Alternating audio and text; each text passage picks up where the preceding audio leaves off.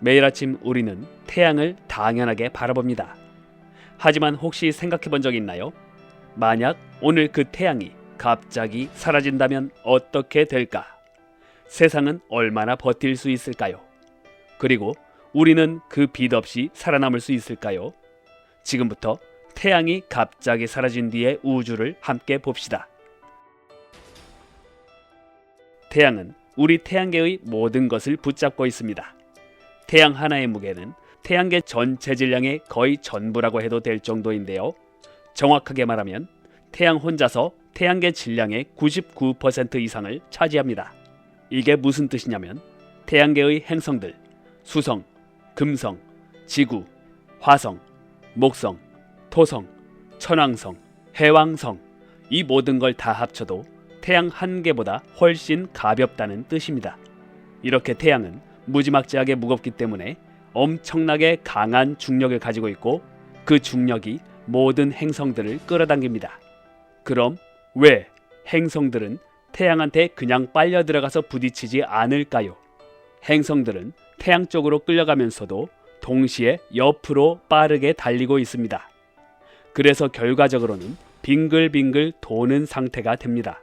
이걸 행성의 공전 궤도라고 부릅니다.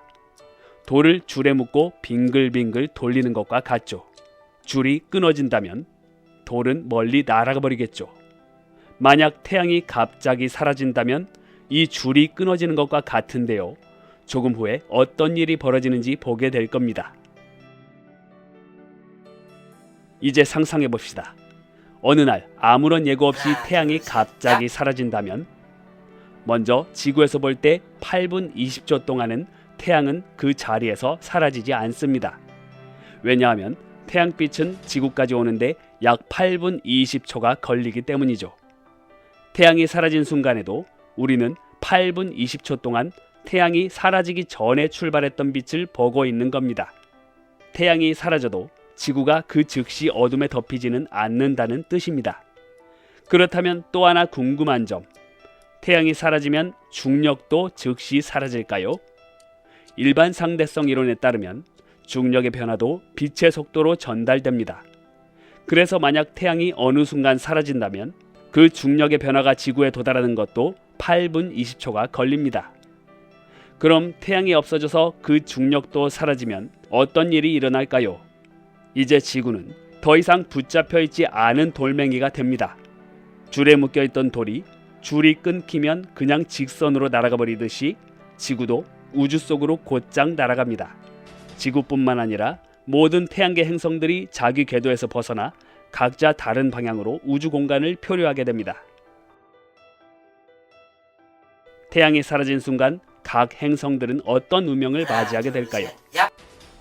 수성은 태양에 가장 가까이 붙어있던 행성입니다. 태양 없이 존재하는 수성은 빛도 열도 없는 돌덩이에 불과하죠. 지표는 급속도로 식어서 낮 표면의 온도가 단숨에 섭씨 영하 150도 이하로 떨어집니다. 금성은 태양의 열로 지옥 같은 행성이었죠. 하지만 태양이 사라지면 그 뜨거운 대기도 시간이 지나면서 식기 시작합니다. 두꺼운 구름은 응결되고 대기 중의 이산화탄소는 눈처럼 얼어 내리게 되죠. 한때 가장 뜨거웠던 금성은 점점 얼어붙은 독가스 행성으로 변합니다. 태양이 사라진 직후 지구의 온도는 며칠 만에 빙점 아래로 떨어집니다. 일주일 정도 지나면 전 세계 평균 기온은 영하 수십 도까지 떨어지죠. 하늘에는 더 이상 구름도 비도 없습니다. 대기가 급격히 식으면서 공기 중 수증기가 전부 얼음 결정처럼 얼어버리기 때문입니다. 몇 달이 지나면 바다 표면이 얼어붙기 시작합니다. 얼음은 점점 두꺼워지고 결국 바다 전체가 두꺼운 얼음층으로 덮입니다. 하지만 그 아래 깊은 바닷속은 아직 완전히 얼지 않습니다.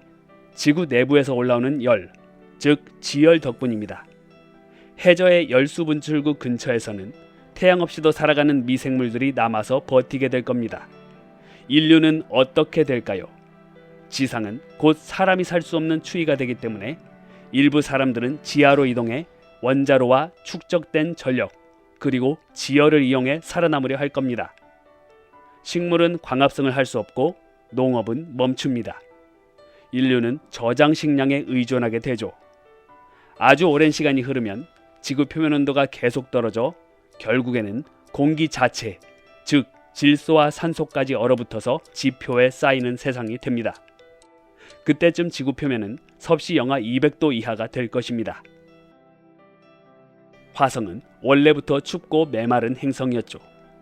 태양이 사라지면 표면 온도는 순식간에 섭씨 영하 150도 아래로 떨어집니다. 대기는 거의 다 얼어붙고 하늘은 완전한 암흑으로 바뀝니다. 지구보다 빠르게 얼어붙지만 이곳은 이미 냉동창고 같은 행성이었기에 큰 변화 없이 조용히 차가운 세계로 변합니다. 태양이 사라져도 목성은 한동안은 여전히 구름층을 유지합니다. 왜냐하면 목성은 태양빛이 없어도 스스로 내부에서 열을 만들어내는 거대한 가스 행성이기 때문이죠. 물론 그 열도 영원하지는 않습니다. 엄청나게 긴 시간이 지나면 목성도 식어갈 것입니다. 이제 토성의 고리는 더 이상 반짝이지 않습니다. 태양빛이 사라졌으니까요. 하지만 그 어둠 속에서도 토성 고리에 존재하는 수많은 얼음 조각들은 여전히 토성의 중력에 붙잡혀 조용히 돌고 있습니다. 천왕성과 해왕성은 원래부터 태양에서 멀었기 때문에 거의 얼음 같은 세상이었습니다. 태양이 사라진 뒤에는 그나마 받고 있던 온기를 전혀 받지 못하게 되고 점점 더 차갑고 어두운 얼음 행성처럼 굳어갑니다. 태양이 사라진 뒤 모든 행성들은 빛도 온기도 중심도 잃습니다. 각자의 궤도에서 벗어나 서로 다른 방향으로 끝없는 우주를 떠돌며 흩어집니다. 이제 더 이상 태양계는 존재하지 않습니다. 지금까지 상상해 본 것은 만약 태양이 갑자기 사라진다면 이었죠. 당연한 이야기지만 현실의 태양은 그렇게 갑자기 사라지지 않습니다. 태양의 죽음은 아주 길고 느린 과정을 거칩니다. 태양은 지금 수소를 태워 헬륨으로 바꾸는 중년의 별입니다. 이 과정에서 어마어마한 에너지가 나오고 그 에너지가 우리가 보는 햇빛입니다. 현재 태양은 자신의 수명 중 절반쯤 지난 상태입니다. 태양의 핵에 있던 수소 연료가 고갈되면 현재의 균형이 깨지는데요. 핵이 수축하면서 온도가 치솟고 그 에너지로 바깥층이 팽창하기 시작하죠. 그 순간 태양은 거대한 붉은 별, 적색 거성으로 변합니다. 지름은 지금의 수백 배로 커지고 그 경계는 지구 궤도 근처까지 닿게 됩니다. 그때 수성과 금성은 태양 속으로 삼켜집니다. 그리고 지구는 완전히 타오르는 하늘 아래 바다도 산도 대기도 사라진 채 불타는 행성으로 남게 될 것입니다. 적색 거성 단계가 끝나면 태양은 외피를 날려버리고 그 중심부만 남깁니다. 이게 바로 백색 외성입니다. 태양의 무너진 핵이자 더 이상 새로운 에너지를 만들지 못하는 별의 유골이죠. 우주공간으로 흩어진 태양의 겉껍질은 행성상 성운을 만듭니다. 아름답게 빛나는 거대한 구름, 이것은 태양이 마지막으로 남긴 흔적입니다. 매일 아침 태양은 아무 일 없다는 듯 하늘로 떠오릅니다. 하지만 우리가 매일 보는 이 장면은 우주적으로는 엄청난 기적이죠. 우리가 숨을 쉬고 바람을 느끼고 서로를 바라볼 수 있는 이유, 그건 모두 태양 덕분입니다. 태양이 없었다면 지구는 단지 얼어붙은 돌덩이에 불과했을 것입니다. 우리는 이 불덩이 하나 덕분에 사랑하고 꿈꾸고 살아갑니다. 태양이 사라진 세상을 상상해보면 지금 이 세상이 얼마나 놀라운 균형 위에 있는지 깨닫게 됩니다. 그래서 오늘도 우리는 그 빛을 당연하게 여기지 말아야 합니다. 우주 한가운데 조용히 날아가고 있는 금속 물체가 있습니다. 지구에서 보낸 작은 탐사선 보이저 1호와 2호입니다. 이 두 탐사선은 지금 인류가 보낸 물체 중 가장 먼 곳에 있습니다. 그렇다면 궁금한 점, 이 탐사선들은 어디까지 갈 수 있을까요? 영원히 날아갈 수 있을까요? 그리고 우주 어딘가에서 인간이 아닌 누군가 그걸 발견하게 될까요? 1977년 지구에서 두 개의 작은 탐사선이 위대한 우주 여행을 시작합니다. 이름은 보이저 1호와 보이저 2호. 인류가 처음으로 태양계 너머 성간 우주로 보낸 탐사선들입니다. 보이저 2호가 며칠 먼저 출발했지만 보이저 1호가 더 빠른 경로를 택했습니다. 보이저 1호는 목성과 토성을 스치면서 속도를 붙였고 결국 인류 역사상 가장 멀리 간 물체가 되었습니다. 목성의 압도적인 대기, 토성의 아름다운 고리, 그리고 마지막으로 뒤돌아본 지구, 창백한 푸른 점. 보이저 탐사선은 태양계를 떠나면서 우리를 바라본 순간을 이렇게 사진으로 남겼죠. 그 이후로 두 보이저 탐사선들은 아무도 가지 않은 공간을 향해서 지구에서 받은 메시지를 가지고 조용히 날아가고 있습니다.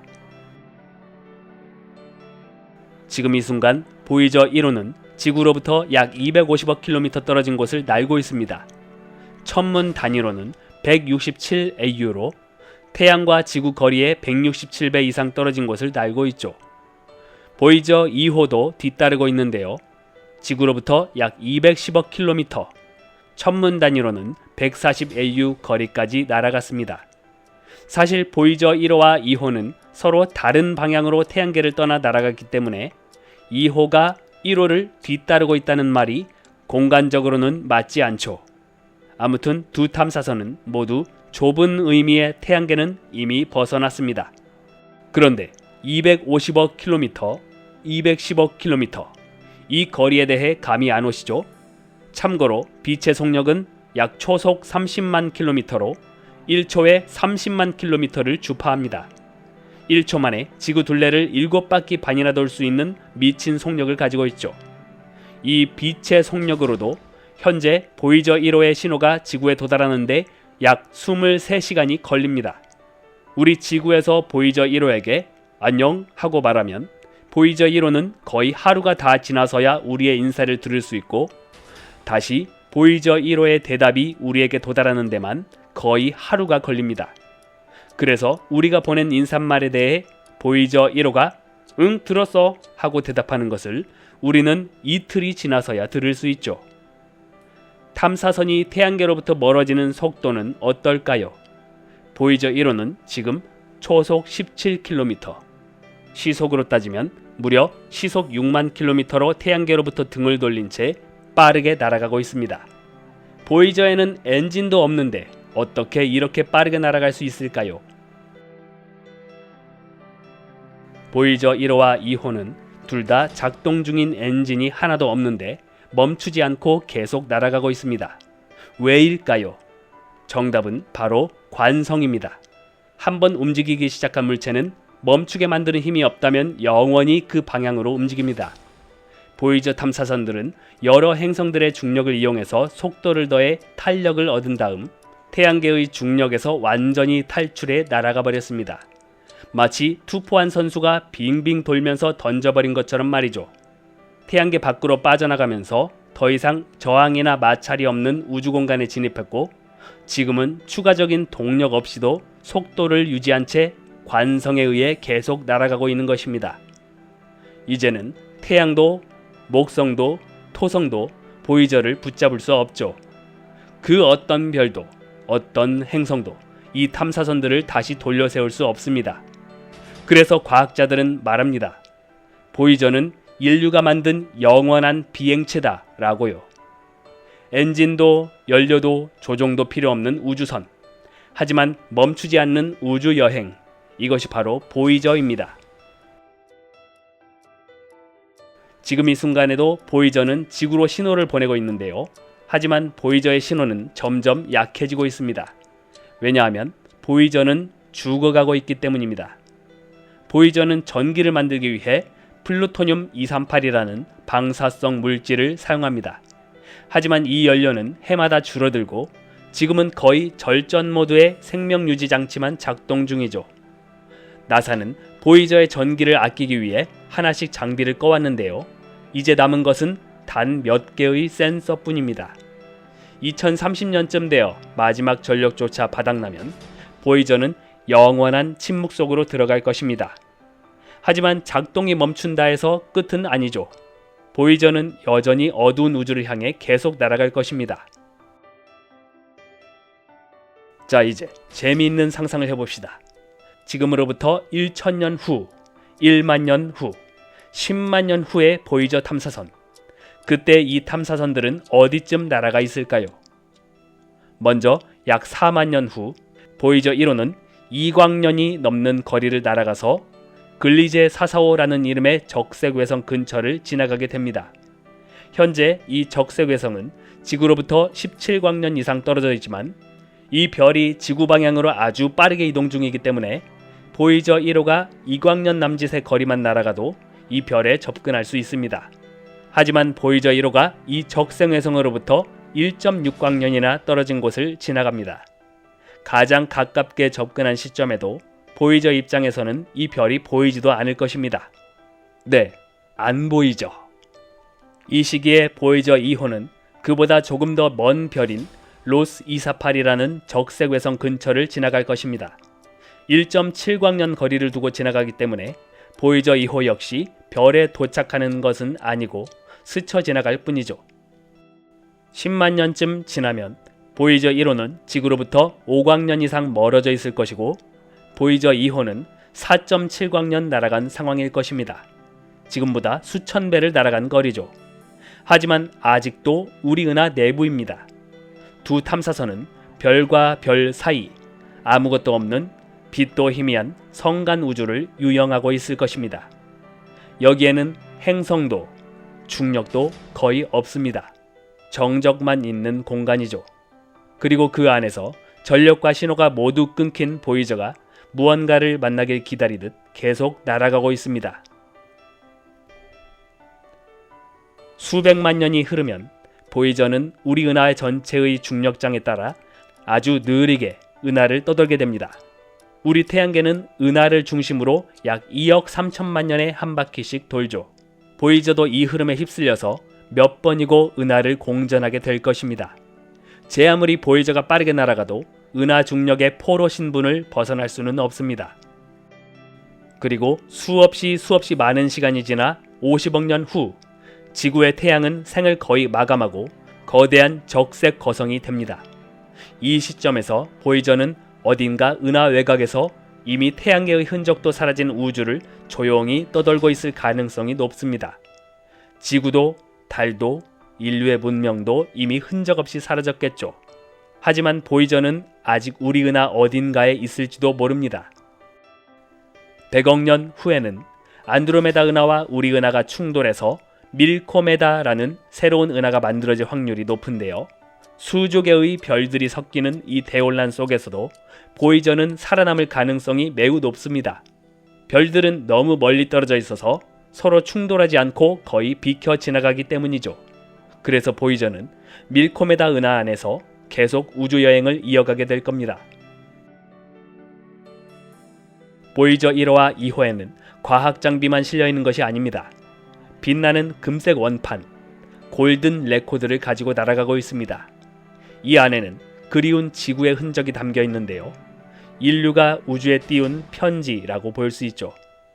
이 레코드 안에는 55개의 언어로 전한 인사말, 베토벤과 바흐의 음악, 아기 울음소리, 심장 박동소리, 인간의 웃음소리, 우리 지구의 소리들이 담겨 있습니다.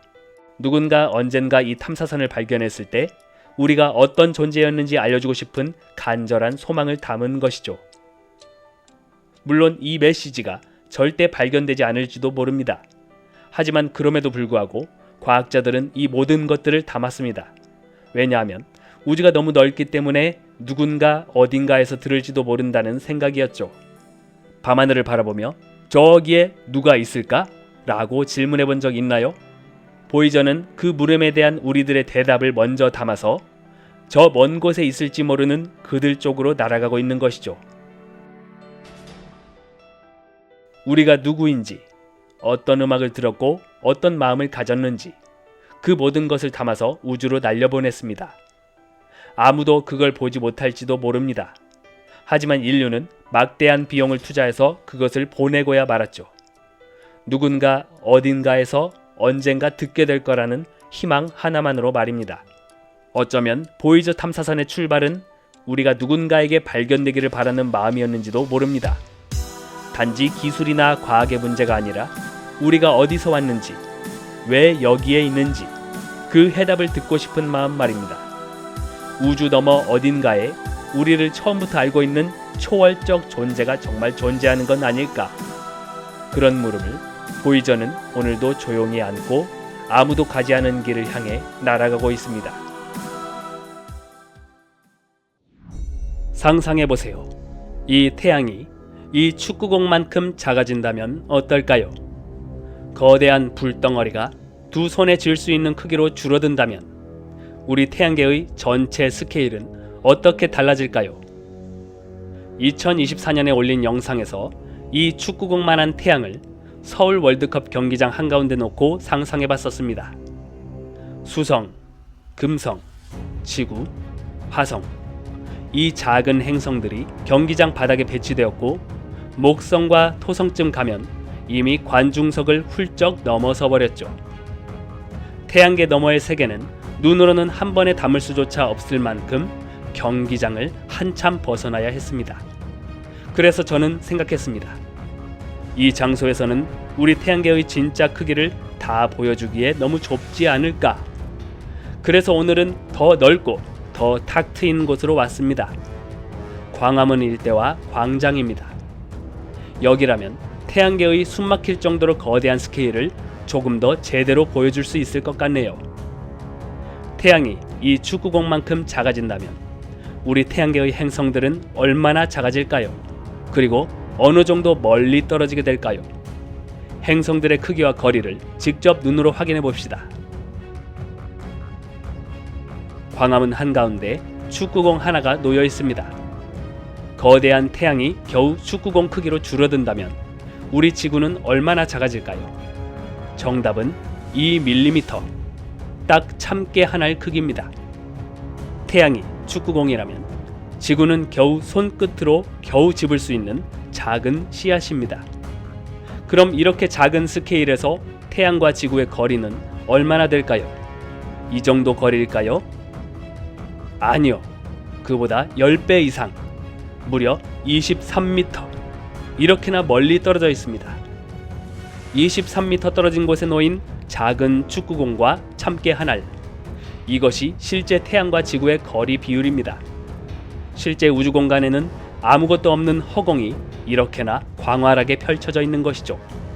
하지만 이것은 시작일 뿐입니다. 이제부터는 이 축구공 크기의 태양을 광화문에 두고 태양계의 행성들이 모두 얼마나 멀리 떨어져 있는지 직접 한번 따라가 볼 겁니다. 그리고 태양계의 끝을 넘어 그 너머의 아득한 우주가 얼마나 끝이 없는지까지 상상해 보겠습니다. 상상을 넘는 우주의 스케일을 오늘 이 자리에서 함께 체험해 보시죠. 먼저 태양에서 가장 가까운 행성인 수성의 지름은 겨우 0.77mm가 됩니다. 손가락 끝에 살포시 얹어도 바람에 날아갈 것 같은 해수욕장의 부드러운 모래알 만한 크기입니다. 태양으로부터 수성궤도까지 거리는 얼마나 될까요? 태양에서 가장 가까운 행성이니까 한 발짝 앞으로 가면 바로 있을 것 같죠? 아니요. 성인 보폭으로 13걸음 정도 떨어진 9.15m 떨어져 있습니다. 다음 행성인 금성의 지름은 1.9mm입니다. 지구와 비슷하게 금성의 크기도 작은 참깨 한 알 정도에 불과합니다.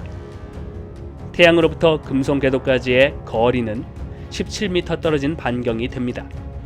벌써 우리의 상상 이상으로 넓게 벌어진 것 같은데요. 다음으로 우리가 사는 지구의 지름은 2mm, 참깨 한 알 크기입니다. 이 작은 씨앗 안에 바다와 산, 숲과 도시, 80억 명이 살아가는 모든 삶이 담겨 있습니다. 태양으로부터 지구 궤도까지의 거리는 약 23m 떨어진 반경이 됩니다. 지구의 영원한 동반자인 달도 있죠. 달의 지름은 이 볼펜촉 끝에 달린 구슬 크기와 비슷한 0.55mm가 됩니다. 작고 고운 모래 한 알 크기죠. 이 작은 달이 지구와 얼마나 가까울까요? 불과 6cm입니다. 참깨 옆에 놓인 모래알이 달이네요. 그래도 참깨 한 알 지구와 모래알 달이 6cm쯤 떨어져 있는 걸 상상해보면 그리 가까워 보이지도 않습니다. 바로 옆에 딱 붙어있는 천체끼리도 이렇게 거리를 두고 있는 것을 보면 우주는 사실 대부분 빈 공간으로 되어 있다는 걸 알 수 있죠. 이제 다음 행성인 화성. 지름은 1.07mm가 됩니다. 일반적인 모래알 크기입니다. 태양으로부터 화성 궤도까지의 거리는 36m 떨어진 반경입니다. 태양으로부터 꽤 멀어졌는데요. 이제 다음 행성부터 보는 스케일은 폭발적으로 커집니다. 목성의 지름은 2.2cm. 구슬치기 할 때 쓰는 구슬만한 크기죠. 태양으로부터 목성 궤도까지의 거리는 123m입니다. 목성의 궤도가 북쪽으로는 흙내문 안쪽까지 들어가고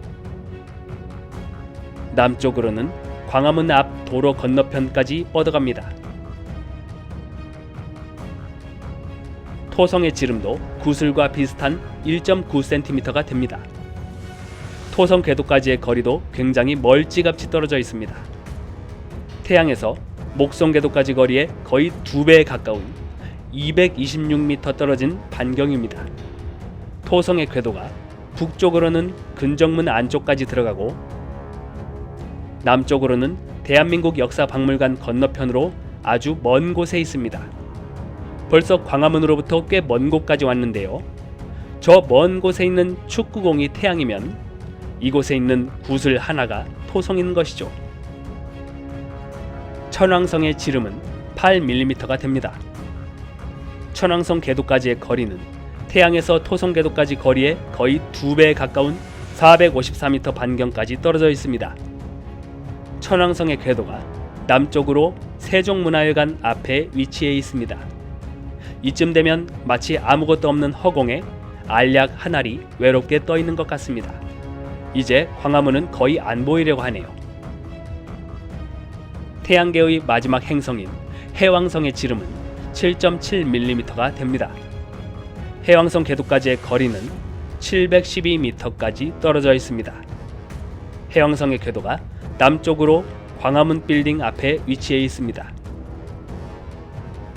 그리고 이전에는 태양계의 마지막 행성이었으나 지금은 외소 행성으로 취급되는 명왕성도 있죠. 명왕성의 지름은 겨우 0.37mm로 달보다도 작습니다. 평균적인 명왕성의 궤도는 934m 반경까지 떨어져 있습니다. 서울시의회 본관 앞에 도착해야 이 작은 명왕성을 만날 수 있습니다. 처음 수성과 금성까지는 가까워 보였던 태양. 하지만 목성부터는 거리가 기하급수적으로 멀어지고 명왕성에 이르러서는 광화문에 있던 태양은 이제 기억 속에서만 남아있을 뿐입니다. 생각해보세요. 태양이 축구공이면 우리가 사는 지구는 겨우 참깨 한 알 크기.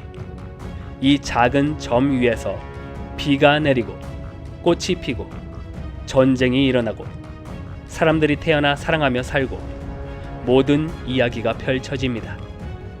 우주적 시선에서 보면 우리는 이렇게 작은 참깨 위에 잠시 머무는 존재일 뿐이죠. 그리고 인간이 만든 탐사선 중 가장 멀리 날아간 존재, 바로 보이저 1호입니다. 이 작은 씨앗 위에서 쏘아 올린 탐사선이 지금까지 얼마나 멀리 갔을까요? 3,970m. 광화문에서 연세대학교까지의 거리입니다. 참깨 한 알에서 출발해 서울 한복판을 가로질러 연세대 앞까지 날아간 셈이죠. 우리의 손으로 만든 작은 탐사선이 이 거대한 우주를 향해 홀로 항해 중입니다. 우주에서 가장 빠른 것은 무엇일까요? 빛입니다. 빛의 속력은 1초 만에 지구 둘레를 7바퀴 반이나 돌 수 있을 정도로 엄청나죠. 빛의 속력으로 하루 동안 진행하는 거리를 1광일이라고 하는데요.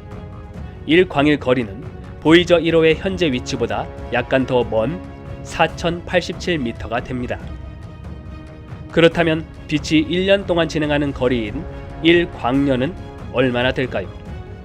태양을 축구공 크기로 줄이면 1483km가 됩니다. 서울에서 대만의 수도 타이베이까지 거리입니다. 또는 서울에서 중국 우한까지 뻗는 거리죠. 이제는 도시의 경계를 넘고 국경까지 넘어버립니다. 자, 이제 태양계 밖으로 시선을 돌려봅시다. 우리 태양계에서 가장 가까운 별 프록시마 센타우리, 태양을 축구공 크기로 줄였을 때 이 별까지의 거리는 6295km가 됩니다. 서울에서 호주, 서울에서 이란, 서울에서 알래스카까지 이르는 거리입니다. 가장 가까운 별조차도 이렇게나 머나먼 곳에 외롭게 빛나고 있습니다. 우리 태양처럼 스스로 빛을 내는 별이 수천억 개나 모여서 하나의 거대한 집단을 이룹니다. 그게 바로 우리 은하입니다. 이 스케일에서 우리 은하의 크기는 1억 4833만 킬로미터. 이제 세계 지도를 벗어나 우주 공간을 가로질러 태양까지 도달하는 크기가 되죠. 그리고 우리 은하에서 가장 가까운 대형 은하 안드로메다 은하까지의 거리, 태양을 축구공으로 줄인 스케일에서 무려 37억 킬로미터, 지구에서 천왕성을 넘어갑니다. 이쯤 되면 상상의 영역을 넘어섭니다. 이 거리는 우리 눈으로는 결코 담아낼 수 없는 엄청난 광대함이죠. 축구공 태양, 참깨 하나의 지구에서 시작한 스케일이었습니다. 이제는 직관적 상상의 영역을 초월할 만큼 너무 멀리 와버렸네요. 맞습니다. 우리는 우주의 눈으로 보면 참깨 하나를 위해 잠깐 머무는 존재입니다. 하지만 우리의 마음, 사랑, 꿈, 가치, 이런 것들은 이 광활한 우주보다도 더 위대할 수 있습니다. 그러니 우리가 너무 작다고 실망하지 마세요. 우주로 나가서 지구를 바라본다면 어떤 모습일까요? 지구를 떠나 달에서 지구를 바라본 이 사진은 정말로 유명하죠. 그런데 달에서뿐만 아니라 탐사선들이 화성에서도 수성에서도 심지어 토성에서도 지구를 촬영한 사진들이 있습니다. 그 사진 속의 지구는 아주 작습니다. 검은 우주 속 한 점의 빛, 때로는 별처럼 보이고 때로는 반투명한 구슬처럼 떠 있습니다. 이 작은 점이 바로 우리가 사는 지구입니다. 이 안에 우리가 사랑하는 모든 사람, 모든 도시, 바다와 대륙과 구름이 담겨 있죠. 회색빛 달 표면 위로 천천히 푸른 행성 하나가 떠오릅니다. 이 장면을 처음 본 사람은 달에 착륙한 우주인이 아니라 1968년 아폴로 8호에 탑승한 3명의 우주 비행사였습니다. 이때 당시 인류 역사상 처음으로 달의 뒷면을 돌고 있었고, 그 순간 우주선 창밖으로 푸른 지구가 달의 지평선 위로 솟아오르는 장면이 보였습니다. 이때 카메라 셔터를 누르며 남긴 한 장의 사진, 해돋이에 빗대어 말하는 지구도지 사진입니다. 그런데 사실 달 표면에 서 있는 상태에서는 이렇게 지구가 서서히 떠오르는 현상을 볼 수 없습니다. 달은 지구와 달리 자전과 공전의 주기가 똑같습니다. 그래서 달 표면의 한쪽은 항상 지구를 향해 있고 다른 한쪽은 영원히 우리에게 등을 돌린 채 남아있죠. 하지만 아폴로 8호는 달 주위를 도는 궤도선이었기 때문에 우주선의 시야에서는 지평선 위로 지구가 떠오르는 것처럼 보였던 겁니다. 달 표면에 서 있는 사람이라면 지구가 하늘 한자리에 고정된 채 떠 있을 테지만, 달을 도는 우주선 안에서는 그것이 마치 일출처럼 서서히 솟아오르는 장면이 된 것이죠. 달에서 본 지구는 얼마나 클까요? 우리가 지구에서 보는 보름달보다 지름이 4배 가까이 더 크고 밝기는 수십 배나 더 밝습니다. 가끔 달의 어두운 표면이 은은하게 빛나는 이유도 이 밝은 지구빛이 달을 비추기 때문입니다. 그날 아폴로 8호의 조종사였던 빌 앤더슨은 이렇게 말했습니다.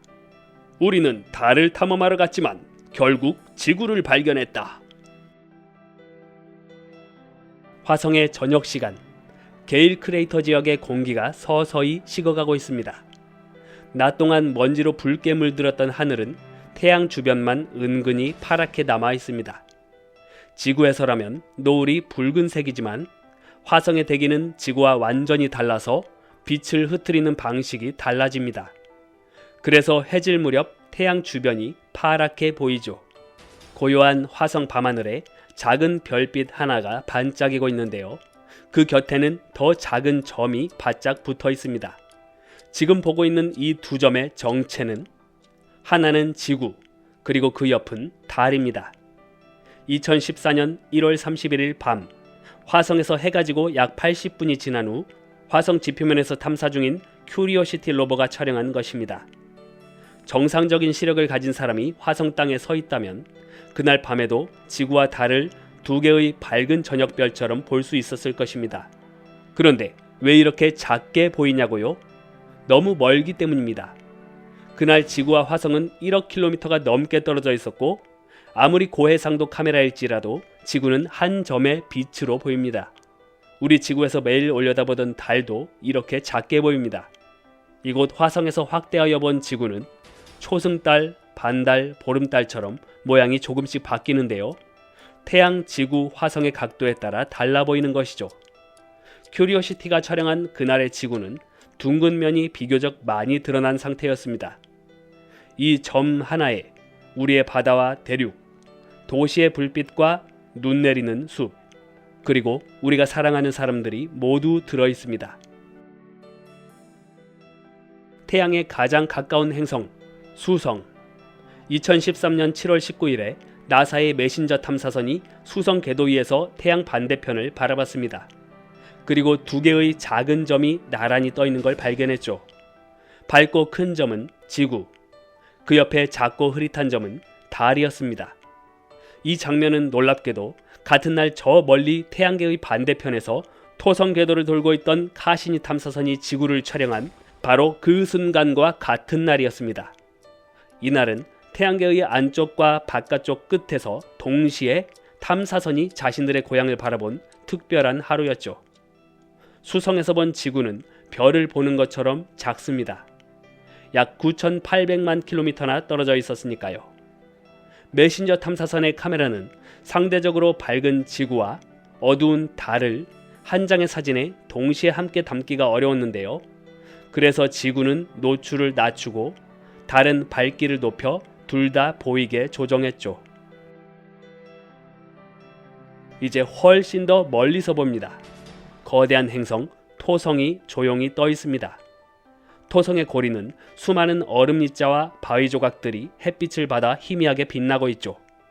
수성 궤도에서 메신저 탐사선이 지구를 촬영한 바로 그날 2013년 7월 19일 카시니 탐사선은 토성의 고리 아래에서 지구를 바라봤습니다.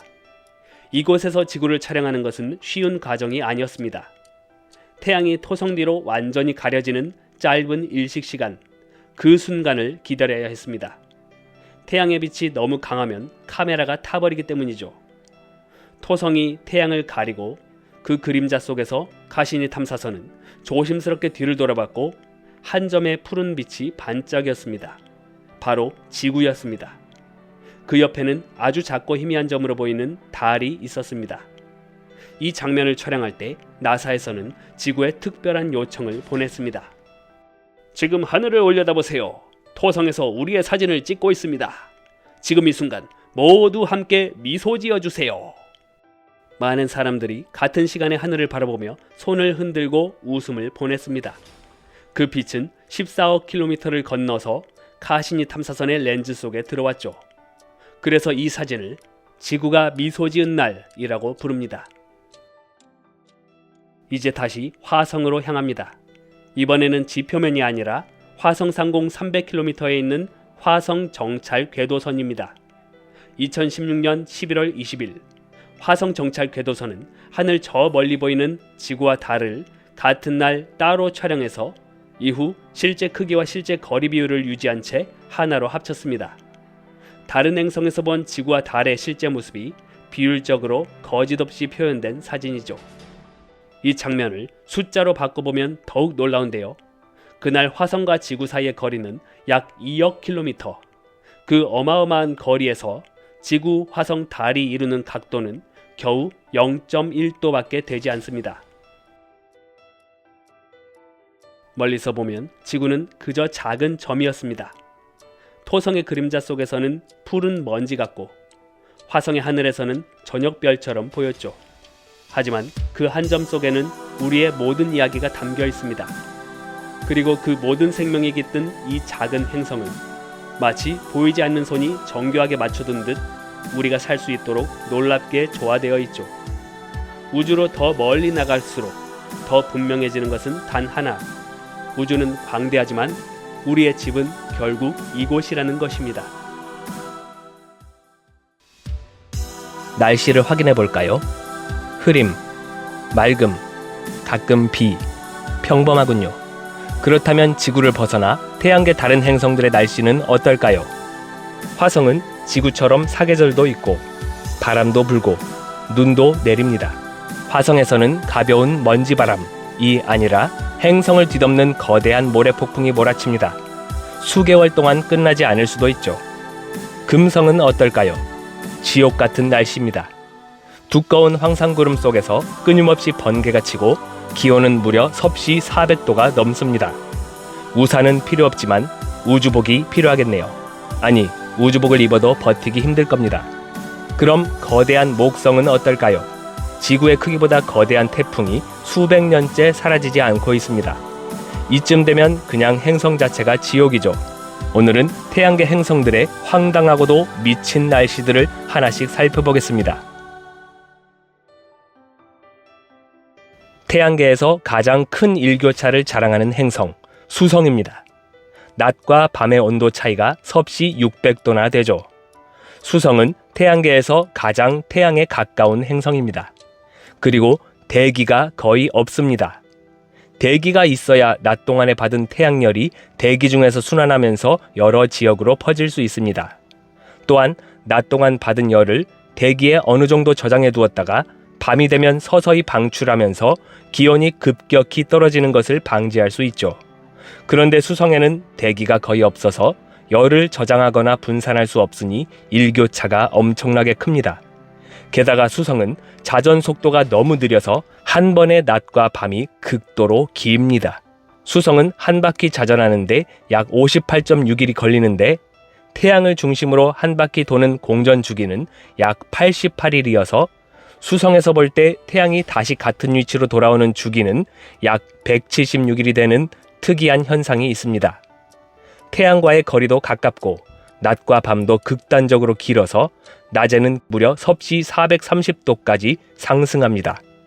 이 정도면 납까지 녹아버릴 정도입니다.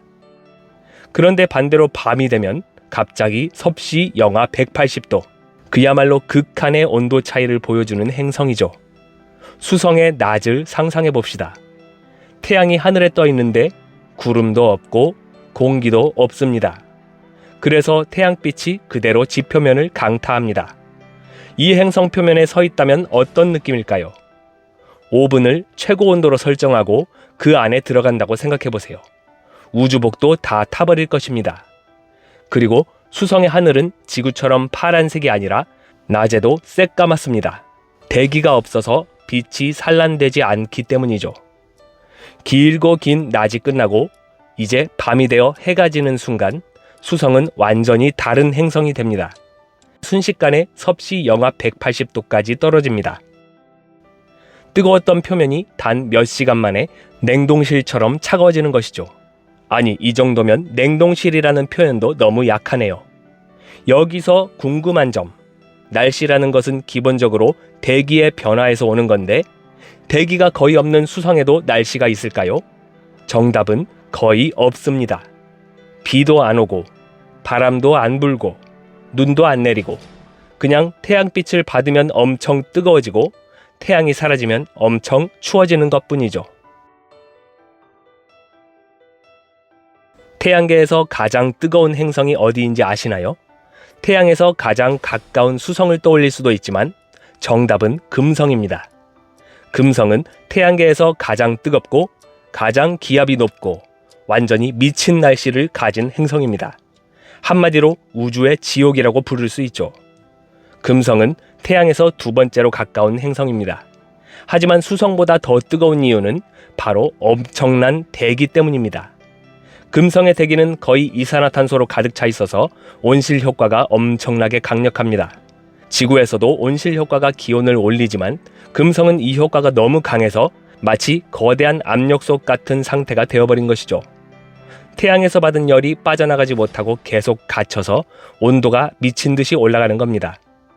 그리고 보통 행성들은 낮과 밤의 온도 차이가 큰데 금성은 낮이나 밤이나 온도가 거의 똑같습니다. 낮에도 섭씨 475도, 밤에도 475도, 오직 지옥의 열기만이 있을 뿐이죠. 금성의 표면 기압은 약 92기압으로 지구의 92배입니다. 금성의 대기는 약 96.5%가 이산화탄소로 구성되어 있는데 지구보다 훨씬 두꺼운 대기층이 중력에 의해 압축되어 있어서 극도로 높은 기압을 형성하죠. 이런 높은 기압 때문에 금성 표면에서 일반적인 우주복이나 탐사 장비는 쉽게 찌그러져 버립니다. 그래서 1960년대부터 1980년대까지 소련에서 금성에 보낸 수많은 탐사선 중에 가장 오래 작동한 베네라 13호도 겨우 2시간밖에 버티질 못했습니다. 금성의 하늘은 지구와는 완전히 다른데요. 하늘에는 황산 구름이 가득 차 있습니다. 그리고 이 구름에서는 황산비가 내립니다. 하지만 이 황산비는 지표면까지 도달하지 못하고 중간에 증발해버립니다. 금성의 표면 온도는 약 섭씨 475도로 황산에 끓는 점인 섭씨 337도보다 훨씬 높습니다. 따라서 황산비가 지표면에 도달하기 전에 고도 30km 이하에서 완전히 증발합니다. 비가 내리긴 하지만 땅에 닿기도 전에 다 사라져버리는 것이죠. 증발한 황산은 다시 대기 상층부로 올라가 구름을 형성하며 순환하게 됩니다. 자, 이제 바람 이야기도 해볼까요? 금성 지표면 근처에서는 시속 3에서 5km 정도의 바람이 부는데요.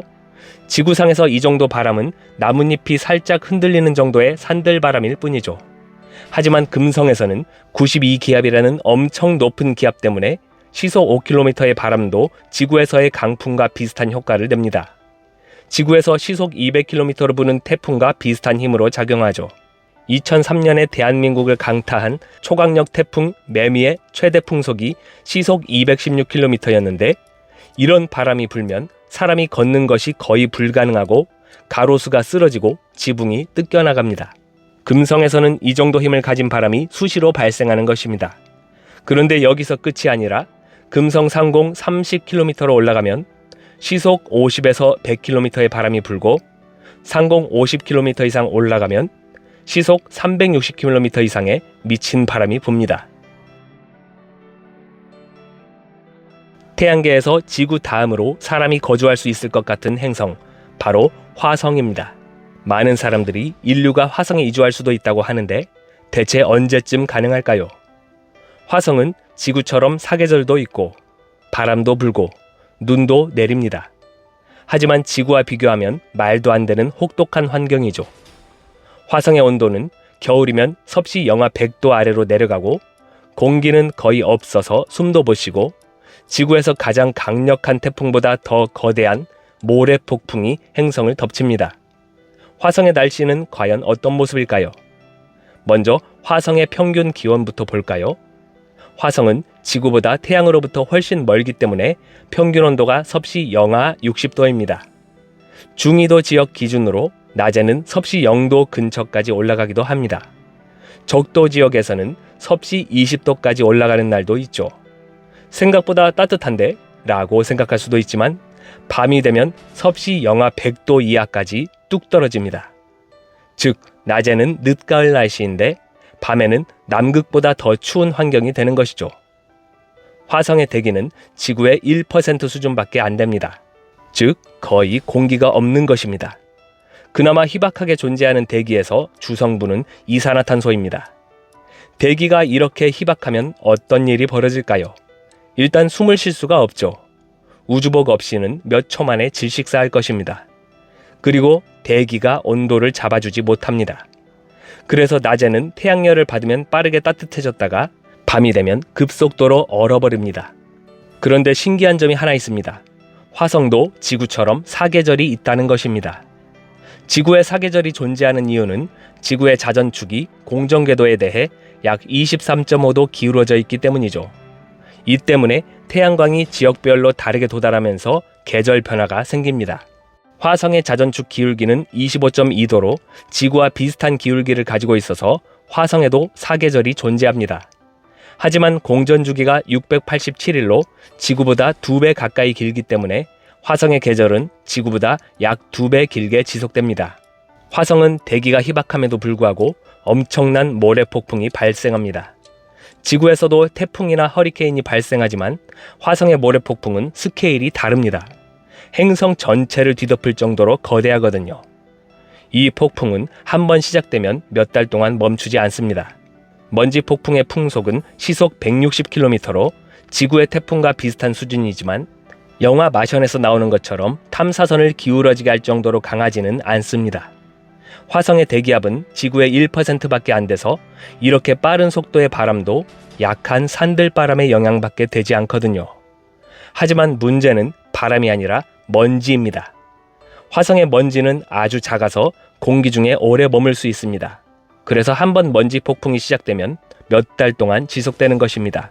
실제로 2018년에 오퍼튜니티 화성 탐사 로버는 전 행성적 먼지 폭풍에 갇혀서 태양광을 받지 못하고 방전이 되어버렸습니다. 자, 이제 가장 흥미로운 것입니다. 화성에서 내리는 눈을 볼까요? 화성에서는 지구처럼 물로 이루어진 눈은 거의 내리지 않지만 이산화탄소 눈이 내립니다. 화성의 극지방, 특히 남극에서는 겨울철 온도가 섭씨 영하 125도 이하로 떨어집니다. 이 온도에서는 이산화탄소가 얼어버립니다. 즉, 드라이아이스 눈이 내리는 현상이 생기는 것입니다. 나사의 탐사선이 극지방에서 이산화탄소 눈이 내리는 것을 직접 감지하기도 했죠. 그렇다면 화성에서 눈 내리는 장면은 어떻게 보일까요? 화성의 대기는 너무 희박해서 우리가 아는 폭설의 모습은 아닙니다. 얇고 가벼운 입자들이 천천히 떨어지는 모습이죠. 2008년에 나사의 피닉스 탐사선이 하늘에서 내리는 눈 입자를 직접 관측한 바 있습니다. 태양계에서 가장 큰 행성, 목성입니다. 목성에서는 시속 300km 이상의 폭풍이 끊임없이 불고 있고 목성의 번개가 가진 에너지는 지구의 번개보다 최대 100배나 강력하고 초대형 허리케인이 몇백 년 동안 사라지지 않고 계속 돌고 있습니다. 목성부터 토성, 천왕성, 해왕성은 지금까지 본 행성들과는 다르게 가스로 이루어진 행성들입니다. 즉, 우리가 알고 있는 땅 같은 것은 없고 수소와 헬륨으로 이루어진 끝없이 펼쳐진 두꺼운 대기만 존재하죠. 만약 우리가 목성에 착륙하려고 한다면 그냥 끝없이 하강하다가 압력 때문에 찌부러지고 사라질 겁니다. 그럼 목성의 날씨는 어떨까요? 엄청나게 강력한 폭풍과 바람이 목성 전체를 휘몰아칩니다. 목성을 보면 가장 먼저 눈에 띄는 게 있죠? 바로 이 거대한 붉은 소용돌이입니다. 이 소용돌이는 목성의 초대형 폭풍, 대적점입니다. 이 폭풍은 지구의 직경보다 크고 무려 350년 이상 계속 돌고 있는 초대형 허리케인입니다. 지구에서 가장 강한 허리케인의 풍속은 약 시속 300km 정도 되는데요. 목성의 대적점은 평균 풍속이 시속 600km나 됩니다. 이런 미친 폭풍이 대적점에만 국한되어 있지 않고 행성 전체적으로 강한 폭풍과 난기류가 지속적으로 발생하고 있습니다. 그런데 목성에는 엄청난 폭풍뿐만 아니라 무지막지한 번개도 있습니다. 목성의 번개는 지구의 번개보다 100배나 강력하고 심지어 크기도 지구의 번개보다 10배 이상 더 큽니다. 관측 결과 목성의 번개는 주로 극지방에서 더 활발하게 발생하고 있었습니다. 2020년에 주노 탐사선이 얕은 번개라는 새로운 형태의 번개도 발견했는데요. 이것은 지구의 번개와 달리 아주 높은 대기권에서 발생하는 특이한 번개입니다. 목성의 대기에서 강한 대류가 발생하면서 물얼음, 수증기, 암모니아가 상승하고 높은 대기권에서 암모니아와 물이 섞인 얼음 결정이 충돌하면서 정전기가 발생하고 이것이 번개를 만든다고 추측하고 있습니다. 지구의 번개는 물구름에서 발생하지만 목성의 번개는 암모니아와 물이 혼합된 폭풍 속에서 발생하는 것입니다. 얕은 번개가 발생하는 과정에서 머시볼이라 불리는 암모니아 물 혼합물 덩어리가 생성될 수 있는데요. 이것은 우박처럼 보이는 얼음 덩어리로 목성의 대기에서 비처럼 떨어지면서 번개를 발생시킵니다. 즉, 번개와 함께 독특한 형태의 비가 내릴 수도 있다는 뜻입니다. 태양계에서 가장 독특하고 아름다워 보이는 행성, 토성입니다. 반짝이는 거대한 고리를 가지고 있죠. 이 아름다운 모습 속에는 태양계에서 가장 신비롭고 기묘한 날씨가 숨어 있습니다. 육각형 모양의 거대한 태풍, 시속 1800km의 초강력 폭풍, 거대한 번개와 메탄 비. 토성의 날씨는 어떤 모습일까요? 토성은 목성과 마찬가지로 가스로 이루어진 행성입니다. 즉, 지구처럼 딱딱한 땅이 없죠. 거의 수소와 헬륨으로 이루어져 있어서 착륙하려고 하면 그냥 끝없이 가스층 속으로 빠져버릴 것입니다. 그리고 이런 가스층이 만들어내는 날씨가 정말 미친 수준입니다. 지구에서 가장 빠른 풍속의 토네이도가 시속 500km 가까이 기록된 적이 있는데요. 토성에서는 바람 속도가 무려 시속 1800km. 지구의 토네이도는 귀여워 보일 정도네요. 무엇보다 토성에는 정말 신비한 현상이 있는데요. 바로 육각형 태풍입니다. 보통 태풍은 둥글게 소용돌이 치는데 토성의 북극에는 완벽한 육각형 모양의 거대한 폭풍이 존재합니다. 그 크기는 지구 지름의 2배가 넘죠. 과학자들도 아직 이 폭풍의 정확한 원인을 모릅니다. 자연적으로 이렇게 정교한 육각형 구조가 만들어지는 건 엄청난 미스터리죠. 자, 그런데 토성에는 엄청난 바람과 폭풍만 있는 게 아닙니다. 태양계에서 가장 강력한 번개도 존재합니다. 지구의 벼락보다 1만 배나 강력한 번개가 터집니다. 토성의 번개 폭풍은 몇 주 동안 지속되기도 하고 한 번 번개가 치면 수천 킬로미터까지 빛이 퍼질 정도로 강력합니다.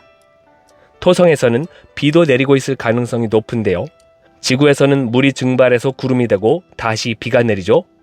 그런데 토성에서는 물이 아니라 다이아몬드 비가 내릴 가능성이 높습니다. 토성의 대기는 대부분 수소와 헬륨으로 이루어져 있지만 메탄도 있습니다. 토성에서 발생하는 강력한 번개가 메탄 분자를 때리면 탄소 원자들이 분리됩니다. 그리고 이 탄소들이 뭉쳐서 작은 흑연 조각들을 형성하죠. 이제 흑연 조각들이 토성의 대기 속을 타고 내려갑니다. 깊이 내려갈수록 엄청난 압력과 온도로 인해 흑연 조각들이 점점 다이아몬드로 변하기 시작합니다. 즉, 토성에서는 다이아몬드 크기의 알갱이들이 비처럼 내리는 것이죠. 과학자들은 이 다이아몬드 비가 매년 약 1000톤이나 생성될 것이라고 추정하고 있습니다. 놀랍게도 이 현상은 토성뿐만 아니라 목성, 천왕성, 해왕성에서도 가능할 것으로 예상됩니다. 특히 천왕성과 해왕성 내부에서는 더 큰 다이아몬드들이 존재할 수도 있다는 연구 결과도 있죠. 태양계에서 가장 특이한 계절을 가진 곳, 천왕성입니다. 행성이 옆으로 누워서 공전하고 하루는 17시간인데 한 계절이 42년인 곳, 초고속 바람이 불고 초거대 얼음 폭풍과 다이아몬드 비가 내리는 곳입니다. 보통 행성들은 적당히 기울어져서 자전하는데 천왕성은 아예 옆으로 누워 있습니다. 지구의 자전축 기울기는 23.5도, 반면 천왕성의 자전축 기울기는 98도로 이건 그냥 누워서 굴러다니는 수준이죠. 천왕성의 공전 주기는 84년, 즉 태양 주위를 한 바퀴 도는데 84년이 걸립니다. 그리고 계절이 바뀌는데 무려 42년이 걸립니다. 한쪽 반구는 42년 동안 태양만 보고 반대쪽 반구는 42년 동안 완전한 어둠 속에 있죠. 이제 천왕성의 날씨를 본격적으로 살펴볼까요? 천왕성에서는 시속 900km의 초강력 바람이 불고 있습니다. 이 정도 바람이면 지구에서는 건물도 다 날아가고 바닷물까지 증발해버릴 수준이죠. 천왕성의 기온은 평균 섭씨 영하 224도, 태양계에서 가장 추운 행성입니다. 이런 얼음 행성에서도 거대한 태풍과 폭풍이 발생합니다. 이 폭풍들은 크기가 지구만큼 거대하고 몇 달 동안 유지되기도 합니다. 그리고 엄청난 얼음 먼지와 메탄을 뿜어내면서 행성을 휘감습니다. 그리고 천왕성의 대기에 가득한 메탄이 깊은 곳으로 내려가면서 엄청난 압력과 온도를 만나게 됩니다. 여기서 메탄 분자가 부서지면서 탄소 원자가 따로 분리되고 이 탄소들이 모이면 흑연이 되고 이어서 다이아몬드로 변신합니다. 천왕성도 다른 가스 행성들과 마찬가지로 다이아몬드들이 쏟아지는 폭풍이 생기는 것이죠. 과학자들은 이 다이아몬드들이 단순한 먼지 수준이 아니라 수십 센티미터 크기까지 커질 수 있다고 추정합니다. 큰 것은 볼링공 크기만한 다이아몬드가 될 수도 있다는 것이죠. 태양계에서 가장 바깥쪽에 위치한 행성, 해왕성입니다. 태양계에서 가장 빠른 바람이 불고 초대형 폭풍과 거대한 소용돌이가 있고 강력한 번개가 치는 곳입니다. 해왕성은 태양에서 무려 45억 킬로미터나 떨어져 있습니다. 태양빛이 해왕성까지 도달하는 데만 4시간 반이 걸리죠. 그래서 해왕성의 평균 온도는 섭씨 영하 214도, 태양계에서 두 번째로 추운 행성입니다. 태양계에서 가장 빠른 초강력 바람이 불고 있는데 바람 속도는 시속 2,400km나 됩니다. 아까 목성에서 봤던 대적점이 엄청난 폭풍이라는 것 알고 계시죠? 그런데 해왕성에도 그에 맞먹는 거대한 폭풍이 있습니다. 이것은 대흑점이라고 하는데 거의 지구만한 크기의 거대한 소용돌이 폭풍이죠. 목성의 대적점은 최소 350년 이상 유지되었는데 해왕성의 대흑점은 몇 년 만에 사라졌다가 다른 위치에서 다시 나타나곤 합니다. 즉 해왕성의 날씨는 그만큼 예측 불가능하다는 뜻이죠. 그리고 해왕성에서는 엄청난 번개도 발생합니다. 해왕성의 번개는 지구 번개보다 훨씬 더 강력하고 수백 킬로미터까지 뻗어나가는 초대형 번개입니다. 이 번개는 보통 해왕성의 폭풍 속에서 발생합니다. 마지막으로 해왕성에는 다이아몬드 비가 내린다는 사실, 이제는 알고 계시죠? 태양계에서 가장 차가운 행성? 아니, 그런데 명왕성은 행성이 아니잖아요. 맞습니다. 명왕성은 2006년 이후로 공식적인 행성이 아닌 외행성으로 분류되었죠. 하지만 명왕성을 안 보면 섭섭하죠. 태양계에서 가장 극한의 추위를 겪는 곳, 하늘에서 내리는 얼음질소 눈, 극도로 희박한 대기를 가진 곳입니다. 명왕성은 태양에서 평균적으로 무려 59억 킬로미터나 떨어져 있습니다. 태양빛이 도착하는 데만 5시간 이상 걸리는 거리죠. 그래서 명왕성의 기온은 평균 섭씨 영하 230도입니다. 명왕성은 공전 궤도가 20률이 너무나 커서 태양과 가까워질 때는 44억 킬로미터 거리까지 접근하고 멀어질 때는 74억 킬로미터 거리까지 떨어집니다. 명왕성에도 대기가 있기는 합니다. 하지만 아주 잠깐 있다가 사라지는 대기입니다. 명왕성의 대기는 질소, 메탄, 일산화탄소로 이루어져 있는데요. 태양과 가까워지면 표면의 얼음이 기체로 변하면서 대기가 생기고 멀어지면 대기가 다시 얼어붙으면서 지표면에 내려앉아 사라집니다. 즉 여름에는 대기가 살짝 있지만 겨울에는 그냥 없어지는 것이죠. 명왕성에서 한 해는 몇 년일까요? 248년입니다. 그럼 계절은 어떨까요? 여름이 오면 지구 기준으로 62년 동안 여름, 겨울이 오면 62년 동안 겨울입니다. 명왕성에서는 눈도 내리는데요. 그런데 명왕성에서는 지구처럼 물얼음으로 된 눈이 아니라 얼음 질소 눈이 내립니다. 그리고 지표면에는 메탄 얼음과 질소 얼음이 덮여 있어서 곳곳에 얼음 산맥이 존재합니다. 고도 3,500m까지 솟아있는 이런 높은 산맥은 주로 물 얼음으로 이루어져 있습니다. 명왕성 표면에는 질소, 메탄, 일산화탄소 같은 물질도 얼음 형태로 존재하지만 이것들은 너무 부드러워서 높은 산맥을 형성하기 어렵습니다. 물 얼음은 낮은 온도에서 단단한 암석처럼 작용할 수 있어서 높고 거대한 산맥이 만들어질 수 있는 것입니다. 태양계 곳곳에서는 우리가 상상도 못할 놀라운 기상현상이 펼쳐지고 있습니다. 하지만 우리가 태양계에서 찾을 수 있는 가장 놀라운 기후를 가진 곳은 바로 우리를 품은 이 지구가 아닐까요? 우리가 사는 이 행성의 날씨야말로 가장 기적적이고 가장 특별한 기후를 가진 곳이라 생각합니다.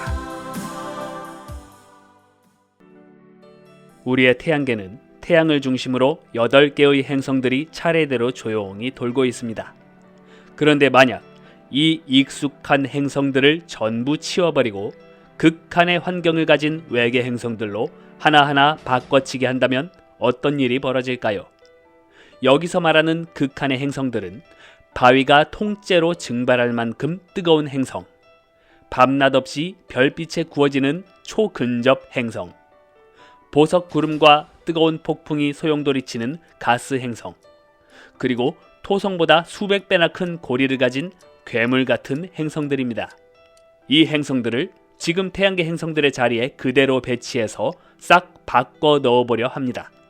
이렇게 만들어진 전혀 새로운 태양계는 과연 어떤 모습일까요? 태양에 가장 가까운 뜨겁고 혹독한 이 수성의 자리에 케플러 70b라는 외계 행성을 올려놔 보겠습니다.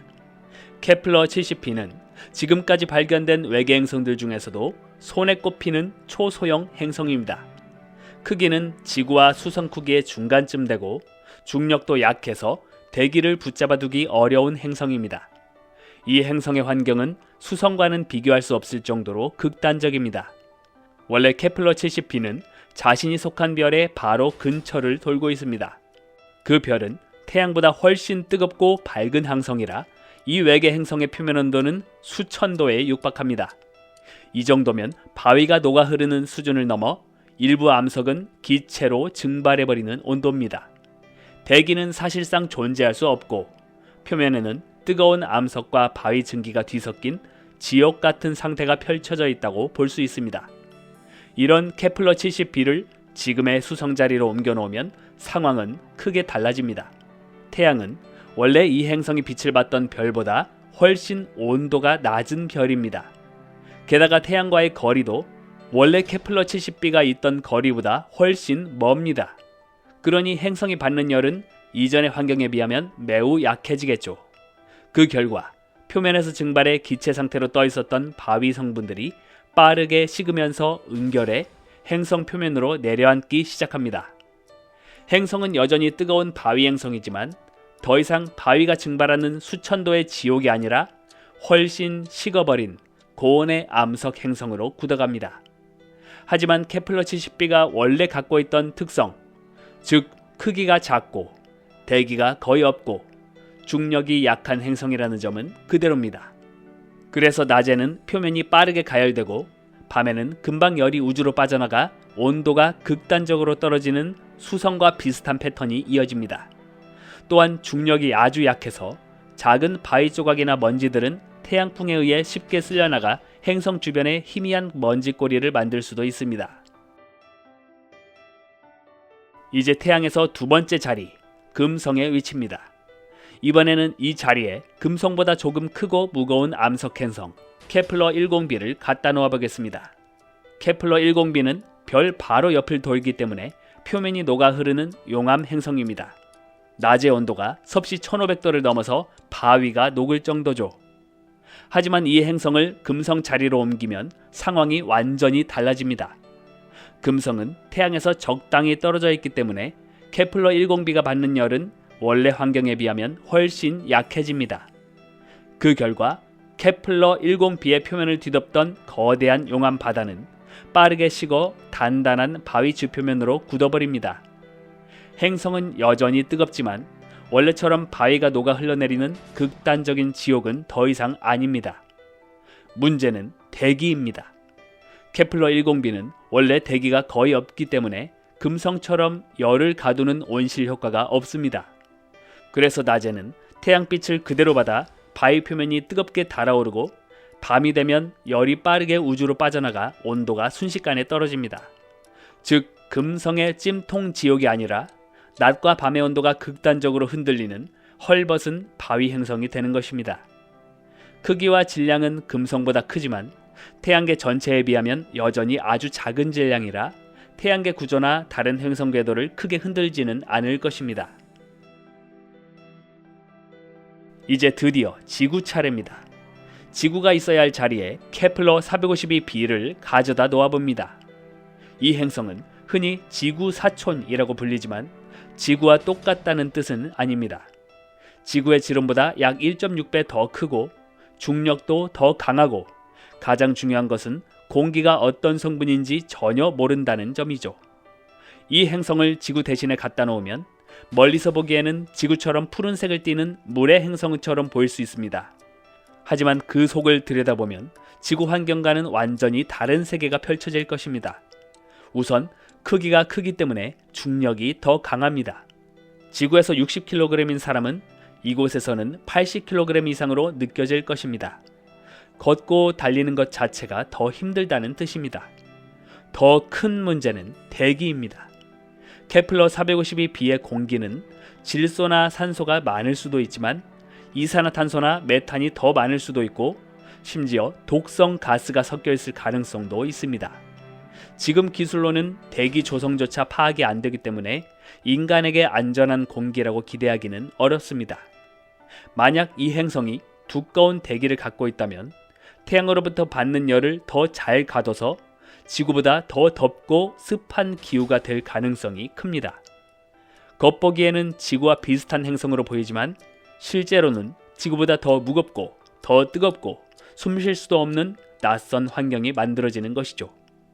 결국 지구 자리에 이사온 케플러 452b는 지구처럼 온화한 생태계를 만들기는 힘들고 인간이 직접 사는 것은 거의 불가능에 가까운 행성이 됩니다.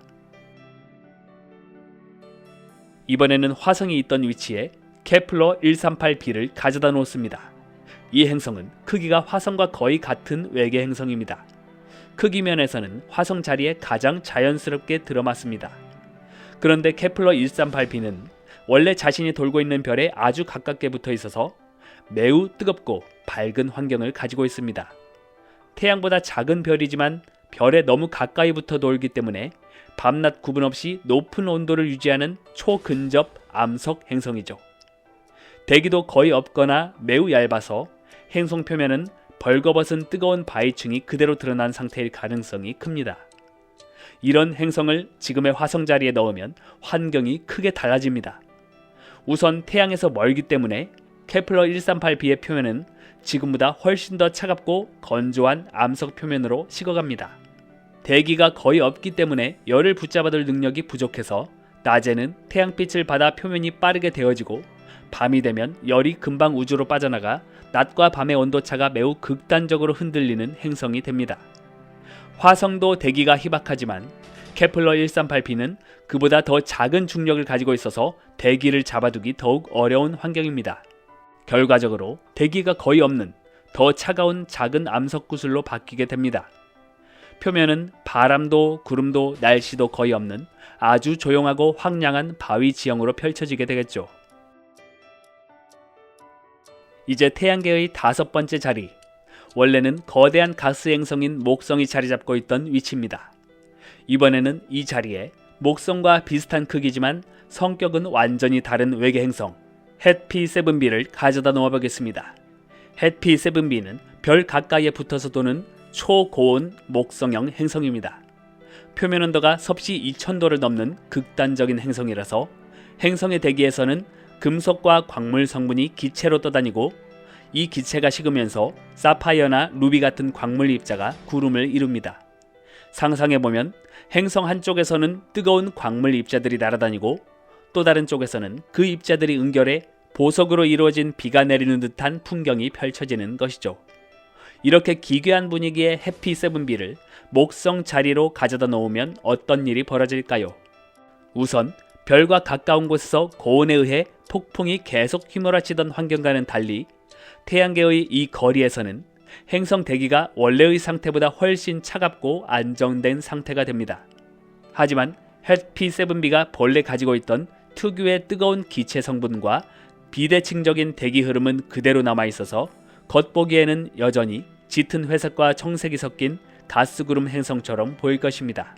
원화한 줄무늬와 커다란 대적점 폭풍을 가진 목성 대신 태양빛을 반사하며 어둡고 차가운 보석구름이 떠다니는 이상하고 낯선 가스 행성이 태양계 한가운데에 자리 잡게 되는 것입니다. 이제 태양계의 6번째 자리, 아름다운 고리로 유명한 토성의 차례입니다. 이번에는 이 자리에 지금까지 발견된 외계 행성 중 가장 거대한 고리 구조를 가진 행성 J1407b, 일명 슈퍼 토성을 가져다 놓아보겠습니다. J1407b의 진짜 특이한 점은 행성 본체가 아니라 고리 시스템입니다. 이 행성의 고리는 토성 고리의 지름보다 수백 배나 큰 규모로 추정됩니다. 바깥쪽 고리의 반지름은 지구와 태양 거리의 절반에 가까울 정도로 넓게 뻗어져 있습니다. 행성 본체의 정확한 크기나 질량은 관측 방식 특성상 아직 명확하지 않지만 매우 무거운 가스 천체로 추정됩니다. 이 거대한 고리 행성을 토성 자리로 옮겨 놓으면 태양계의 외곽 모습은 단숨에 완전히 달라집니다. 원래의 토성 고리는 얇고 선명하고 조용하게 빛나는 아름다운 고리였지만 J1407b의 고리는 여러 겹으로 이루어진 엄청난 크기의 띠가 행성을 둘러싼 채 넓게 펼쳐져서 밤하늘에서는 거의 은하 같은 모습으로 보일 것입니다.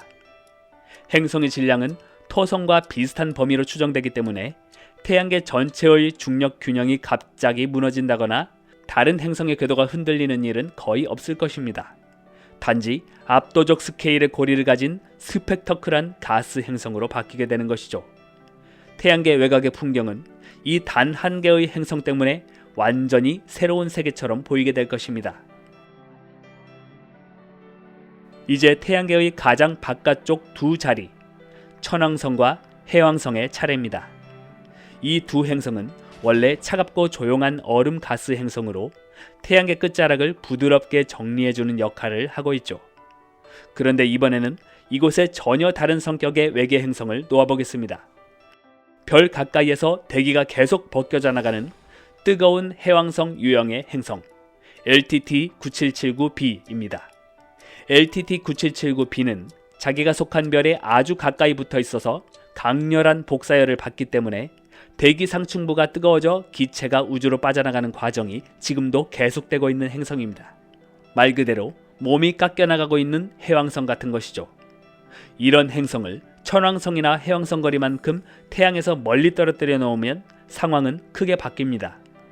우선 태양까지의 거리가 너무 멀어져서 LTT-9779b가 받는 태양빛의 양은 원래 환경에 비해 수백만 배로 약해집니다.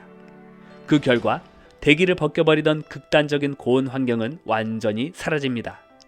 따라서 이 행성은 원래 궤도에서처럼 폭발적으로 대기를 잃지는 않습니다. 행성의 질량과 크기는 천왕성과 비슷한 체급이기 때문에 태양계의 중력 균형이 갑자기 무너지거나 하지는 않습니다. 이렇게 행성들을 모두 바꿔 넣어보니 태양계는 생각보다 훨씬 섬세한 균형 위에 서 있다는 걸 알 수 있습니다. 작은 것 하나만 달라져도 행성의 모습과 운명은 완전히 바뀌죠.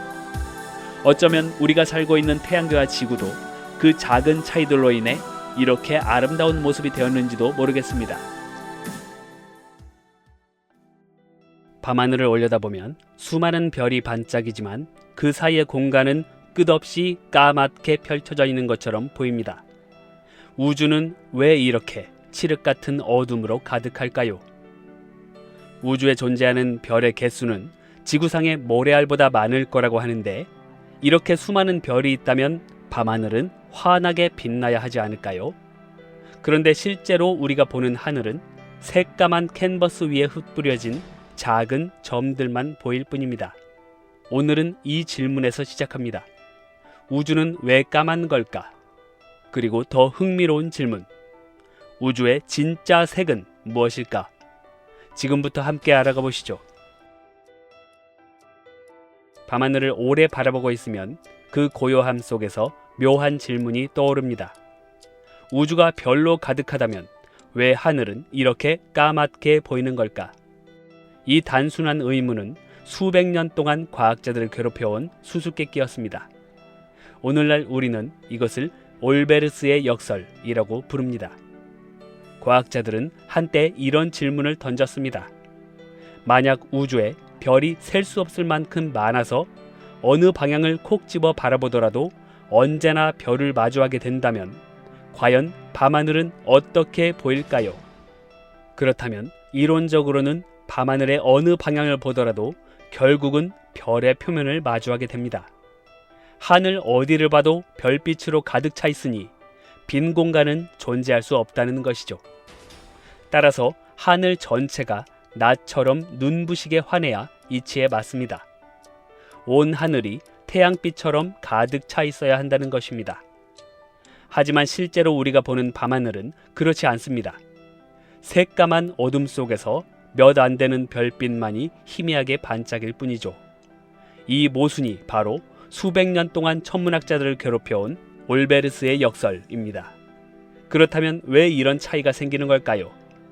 첫 번째 이유는 거리 때문입니다. 별들은 무수히 많지만 대부분은 우리로부터 너무 멀리 떨어져 있습니다. 빛은 분명 모든 방향에서 쏟아져 오지만 손전등을 켜서 멀리 있는 벽에 비출수록 희미해지는 것처럼 거리가 멀어질수록 빛은 희미하게 흩어집니다. 지구에서 보는 그 빛은 먼 거리를 달려올수록 점점 어두워지고 마침내 인간의 눈으로는 감지할 수 없는 수준이 됩니다.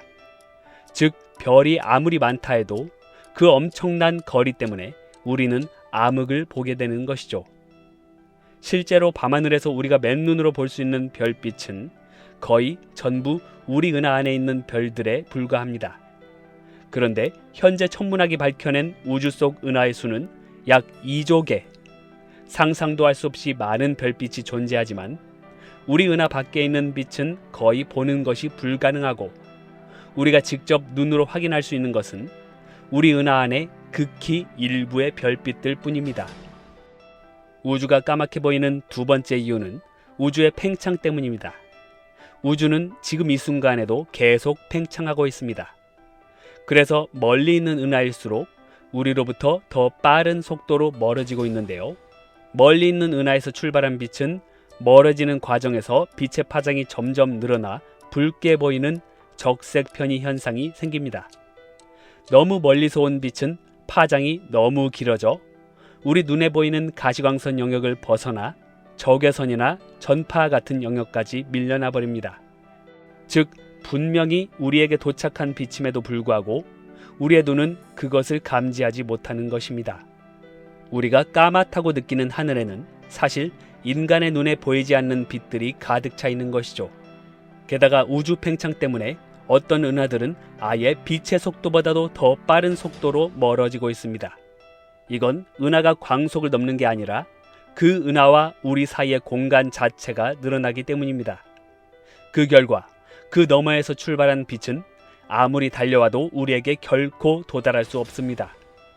그래서 우리가 볼 수 있는 우주에는 경계가 있고 이를 관측 가능한 우주, 우주 지평선이라고 부릅니다. 우주가 까맣게 보이는 세 번째 이유는 우주 속의 장애물 때문입니다. 우주 공간은 완전히 비어있는 것이 아닙니다. 우주에는 희박한 가스와 미세한 먼지들이 퍼져 있습니다. 이것들은 마치 얇은 커튼처럼 별빛을 가리고 흡수하고 산란시킵니다. 빛은 존재하지만 빛이 우리에게 도달하는 과정에서 약해지고 흩어져 결국 우리 눈에 닿지 못하는 것이죠. 이 모든 이유가 합쳐져 우리가 바라보는 밤하늘이 검게 보이는 것입니다. 실제로는 수많은 별빛이 있지만 거리, 우주 팽창, 그리고 장애물에 가려져 우리 눈에는 보이지 않을 뿐이라는 것입니다. 그런데 여기서 또 하나의 흥미로운 질문이 생깁니다. 눈으로 보는 하늘은 검지만 만약 우리가 우주에 존재하는 모든 빛을 모아서 평균을 낸다면 그 색은 과연 무엇일까요? 겉으로는 어둠처럼 보이지만 그 속에 숨어있는 우주의 진짜 색은 따로 있습니다. 우주의 평균적인 색이란 우주 전체 별빛의 평균이라고도 볼 수 있습니다. 그 이유는 우리가 우주에서 실제로 볼 수 있고 가장 지배적인 빛의 원천이 별이기 때문입니다. 그러므로 우주의 평균 색깔은 우주의 모든 별빛의 평균인 것이죠. 우주의 모든 별이 발산하는 평균적인 색깔. 겉으로는 단순한 호기심처럼 들리지만 사실 이 질문은 굉장한 과학적인 의미를 갖고 있습니다. 별빛의 색은 그 별의 온도, 나이, 화학 조성까지 반영하기 때문입니다. 푸른 빛을 내는 별은 젊고 뜨거운 별이고 붉은 빛을 내는 별은 늙어서 식어가는 별입니다. 따라서 우주의 평균색을 안다는 것은 곧 우주에 존재하는 수많은 별들이 지금 어떤 상태에 있는지, 즉 우주의 현재 나이를 알려주는 단서가 되는 셈입니다. 2002년 존스 홉킨스 대학의 두 천문학자 칼 그레즈부르크와 이반 볼드리는 이 문제를 본격적으로 연구했습니다. 두 천문학자는 2DF 은하 적색 편의 탐사라는 대규모 관측 데이터를 활용했는데요. 20만 개 이상의 은하를 관측해서 각각의 은하가 방출하는 스펙트럼을 모아놓은 자료였습니다. 천문학자들은 이 방대한 데이터를 통해 모든 은하의 빛을 합산했습니다. 즉, 마치 은하 전체를 하나의 거대한 전등처럼 간주하고 그 전등이 내뿜는 빛의 색을 찾아낸 것이죠. 처음에는 결과가 부정확했습니다. 처음 발표한 평균 색이 약간 푸른색 쪽으로 기울었는데 나중에 계산 오류를 수정한 결과는 연한 베이지색, 마치 커피에 우유를 섞은 듯한 색이었죠. 연구팀은 이 색을 코스믹 라떼, 우주 라떼라고 불렀습니다. 이 색은 우주의 시계와 같습니다. 우주 초창기, 그러니까 약 100억 년 전에는 새로운 별들이 폭발적으로 태어나고 있었습니다. 젊고 뜨거운 별들은 파랗고 강렬한 빛을 내면서 우주를 푸르게 물들였습니다. 그 시기를 우주의 황금기라고 부르죠. 하지만 시간이 흐르면서 별들은 하나둘씩 늙어가기 시작했습니다. 뜨겁고 푸른 별은 수명이 짧아 금세 사라지고 남은 것은 붉고 오래 사는 별들 뿐이었죠. 새로 태어나는 별의 숫자도 점점 줄어들면서 우주의 색은 조금씩 붉어지고 결국 오늘날의 따뜻한 베이지빛으로 변했습니다. 즉 우주의 평균 색은 의미 없는 데이터가 아니라 우리가 지금 중년의 우주에 살고 있음을 보여주는 증거입니다. 그렇다면 앞으로는 어떻게 될까요? 천문학자들은 이렇게 예측합니다. 시간이 더 흘러 별들의 탄생이 거의 멈추게 되면 우주의 색은 점점 더 붉은 빛을 띠게 될 것이라고요. 수십억 년 후 우주는 지금보다 훨씬 붉고 어두운 빛으로 물들 것입니다. 그때쯤이면 젊은 푸른 별은 거의 사라지고 늙은 붉은 별들만이 희미하게 빛나는 시대가 올 것입니다. 우리가 보는 밤하늘은 까맣지만 그 속에는 아직 우리 눈에 닿지 않은 수많은 빛이 숨어 있습니다. 겉으로는 어둠 같아 보여도 우주는 본질적으로 빛으로 채워져 있습니다. 그리고 그 빛 하나하나가 모여 우주의 역사를 완성하듯이 우리의 작은 삶 역시 그 빛처럼 의미를 지니고 있을 것입니다.